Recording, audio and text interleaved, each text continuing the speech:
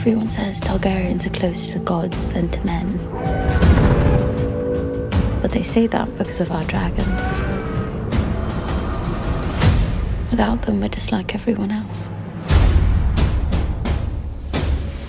What we really tried to do was create a world where dragons existed. At this point in the history, there had never been as many dragons in the world since the time of Old Valyria, when there were 1,000 dragons alive. That's quite a lot of dragons, but, you know, dragons are born, dragons die, dragons hatch. George really wanted the dragons to be colourful. I thought that was great, the idea that dragons are reptiles, and if you look at reptiles, they traditionally have very, very colourful coats. In the original series, dragons had lived at that point for 150 years, and when they're born, it's this miracle. Blood of my blood. Whereas in our world, not everybody has seen a dragon, but they are around, and they certainly, if you live in King's Landing, you've seen many of them fly overhead. The core of any Targaryen is a dragon. They're extremely powerful, and without them, we would not be the house that we are.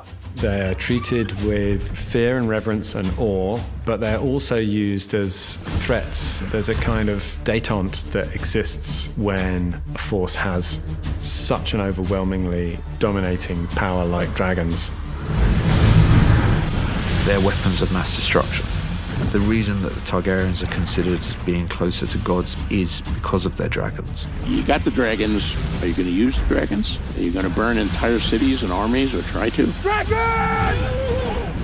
That's a big step for any king or lord or claimant to try to take. We also want to have the dragons be their own characters. The first dragon you meet is Syrax, which is Rhaenyra's dragon, who at this point is a young adult. Syrax was hatched to Rhaenyra when she was a child. I think the dragons that are born to their riders share a deeper bond than any of the other dragons. We kind of approached her like a bird of prey. So she's an eagle, she's built for speed, she's very proud and honorable. Caraxes, the bloodworm, Daemon's dragon, is quite another thing. Vicious, some would say, short-tempered. Yeah, maybe the dragon and the rider have a little in common there. Save me! Caraxes has burned a lot of people and seen a lot of battles, and has earned that name of the bloodworm.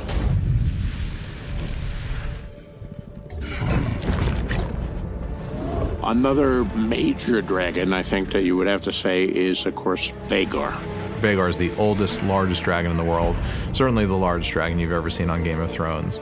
Queen Alicent's second son, Aemond, claims Vhagar, an act that actually inflames the dislike between the two branches of the family even more.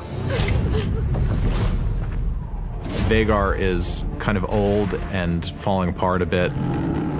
The way we've approached dragons in this story is to say that dragons never stop growing. They just essentially grow until they die. And part of their death cycle is getting too large, too big for the world. And Vhagar is so large that she doesn't really fit anywhere anymore. In our story, she doesn't even fit in the dragon pit anymore because she's grown so large. And that's created a bit of a loner personality to her. And she's very grumpy. She sleeps a lot. You know, she's like an old cat.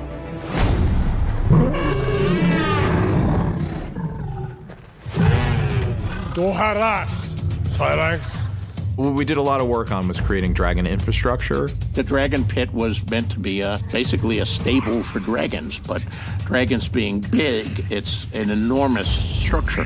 There are dragon keepers to look after and tend to the dragons. They have their whole own culture and mythos to them. There's dragon saddlery, so saddles are built to hold the dragons. Dragon eggs are the gateway to power. New offspring in the Targaryen line receive a dragon egg in the court.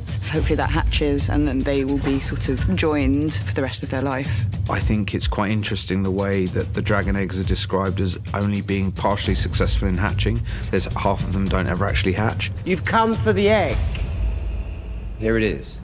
The story of House of the Dragon is a character-driven story with a lot of dragons. Everybody knew that if you messed with the Targaryens, you would get the dragon. So nobody dared to overthrow them. And at this time, the only thing that could tear down the House of the Dragon was itself. Fire is such strange power. Everything that House Targaryen possesses is owed to it. Yet it has cost us both what we love. Dracarys!